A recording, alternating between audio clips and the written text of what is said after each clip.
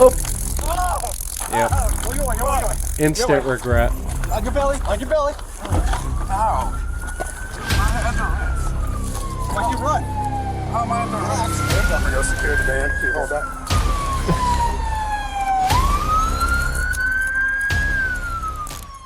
Season's greetings, everyone. Squink here, former cop, future animal psychologist, here to use my law enforcement experience to break down another video and to answer the question that everyone wants to know, which is, what the hell are the cops doing? Let's get into it.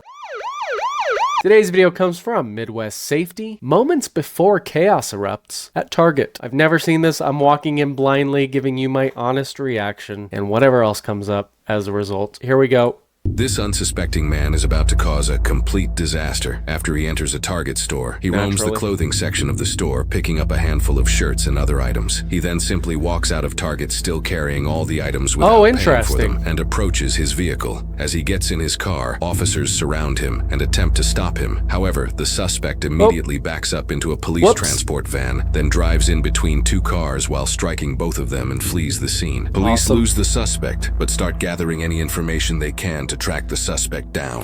Yeah, the blackmail's the drive. Okay, just real quick note, not a lot of people may know this.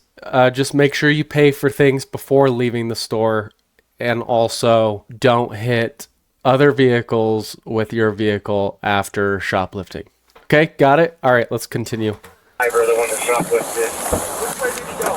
Southbound on Park. I seen southbound on Park on the wrong way, wrong side of the street. I just saw him backing up, and I was between here. I was like, get the f*** out of the way. Did you see what the driver of this car looked like?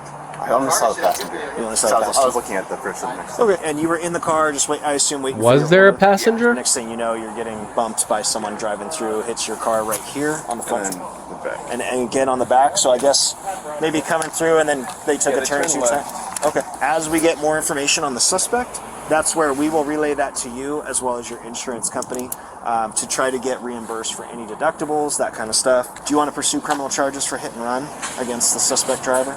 Yeah, sure. Yeah, sure. He's like, fuck it. Absolutely. And then they obviously hit one of our cars. So we're going to get this all documented. Yep. All right. Sounds good.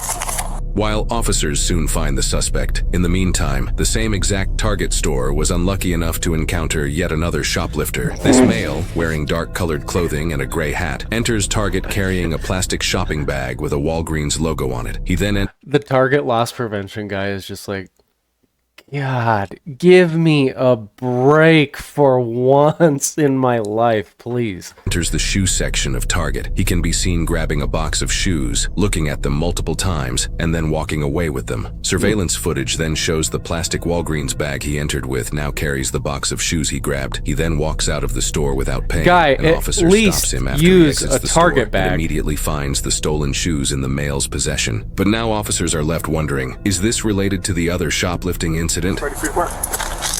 You get an idea on you? No. No? What's your first name? Keegan.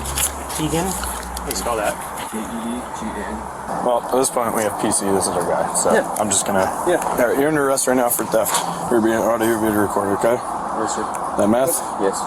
There might be a card in there that's not mine. At least he's honest. And no, I don't plan on using it with nothing else. Woo! You didn't tell me there was a blade in there, man. I could have... I actually don't know. Holy shit. I'm sorry. My bad. Alright, anything else on you? Okay.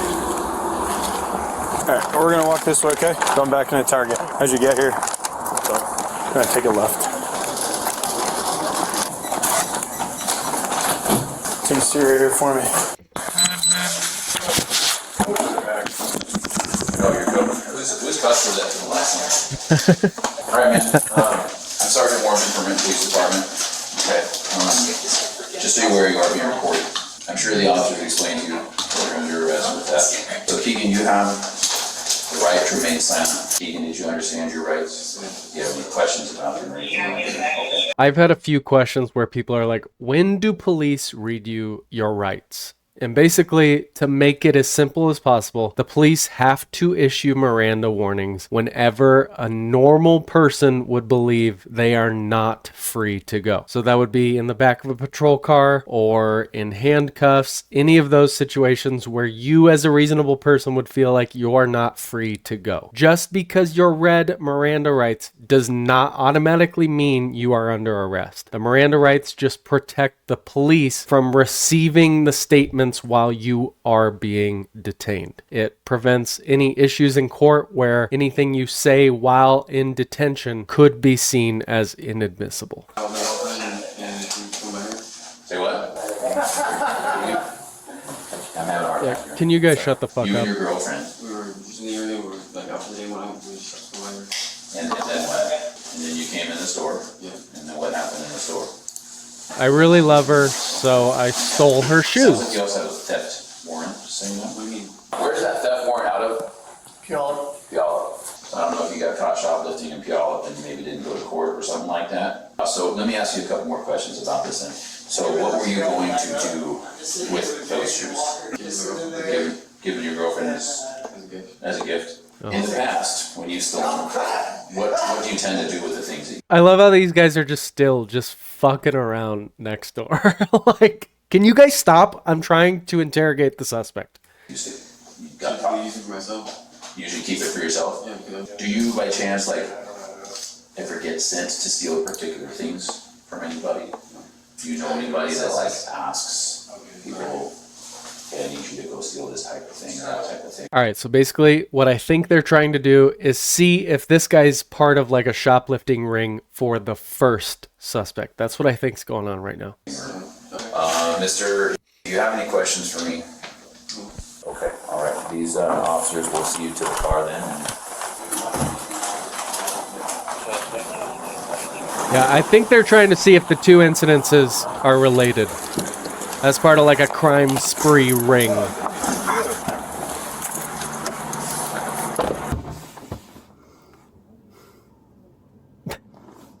He's like, dang it. Officers locate the original Not again. suspect at a nearby gas station, and the situation immediately escalates. I love that he's shirtless. Why wouldn't he be?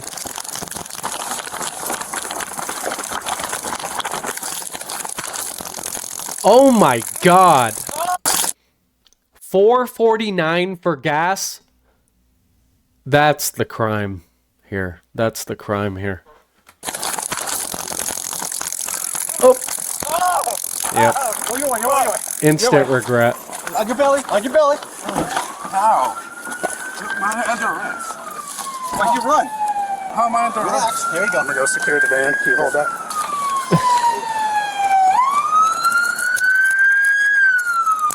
Are you any weapons on you, brother? no. How am I under arrest? Alright. The probes in there? Ooh. I don't think so. Alright, swing over this way. How am I under arrest? Can you tell me what I do? Yep. Hold on one sec. What we're gonna do, we're gonna roll you over. We're gonna get you out of the roadway here. We're gonna get medical started and we'll explain everything to you, okay?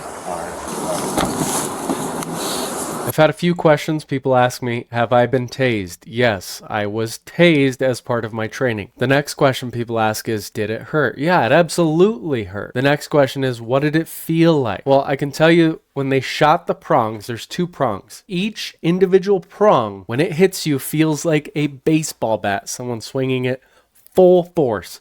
Honestly, that hurts more than the electrocution. That's my opinion. There's probably some people that disagree, but the initial thwack of those prongs, each feels like a separate baseball bat, and it hurts. It hurts bad. Alright, other side. Just get up standing up. Knees to your chest. There you go. Knees to your chest. Okay, now, stand up. Okay, the other way. Come here. There you go. Put your knees to your chest. Alright, we're gonna get up. Ready? Alright, ready? 1, 2, 3, stand. There we go. Let's walk those through here. Step right here. Did I do something wrong? Probably. You're under arrest for malicious mischief from the 1st degree, resisting arrest, hit and run, and theft in the 3rd degree. Alright, you have the right to remain silent. You're right this time to an attorney. Do you understand these rights? Yeah, can I tell my cousin? Girl, what are you wearing? What's that? Can I tell my cousin to call my mom? She's like, I just woke up. Having those rights in mind, do you wish to talk to us now? Sorry, what is it? Having those rights in mind, do you wish to talk to us? No, I don't. Okay. Who's your cousin? Is he over there? Yeah, he's in my car. We'll make sure we get the message to him, okay? The two shoplifting males were found to not be associated with each other, despite the thefts taking place at the same exact target on the same day, just hours apart. Reports indicate the male who stole the shoes was involved in 48 prior theft incidents at other regional targets in previous years. He was given a citation for theft in the 3rd degree and was transported to jail without incident. The other male who fled in his vehicle was also charged with theft in the 3rd degree, as well as reckless driving, 1 count of hit and run to an attended vehicle, and 2 counts of hit and run to an unattended vehicle. Both suspects are innocent unless proven guilty in a court of law. All right, moral of the story, don't shoplift things you don't have money for. That's a crime, believe it or not. I think the police did a great job. They had to determine whether or not these 2 incidences were connected. They did that through interviewing, even while their coworkers were in the next room screwing around, making it really difficult to hear the suspect. One thing you learn in policing is there are no coincidences. Sometimes there are, but it's very rare.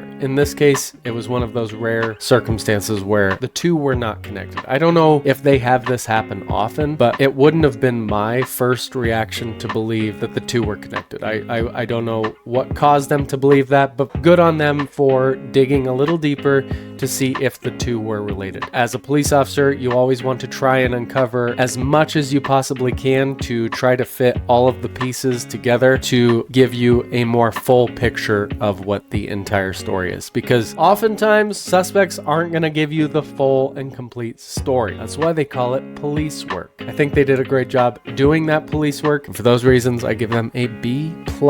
I do these videos weekly. I try to do at least 3 videos every single week. If you like this one, like, subscribe, comment, and share, and I'll see you very soon for the next one. Thank you to every single one of you that are here from Code Blue Cam's shout out. I was not expecting that, and from the bottom of my heart, I am very grateful for each and every one of you. I'll see you in the next one. Have a great day.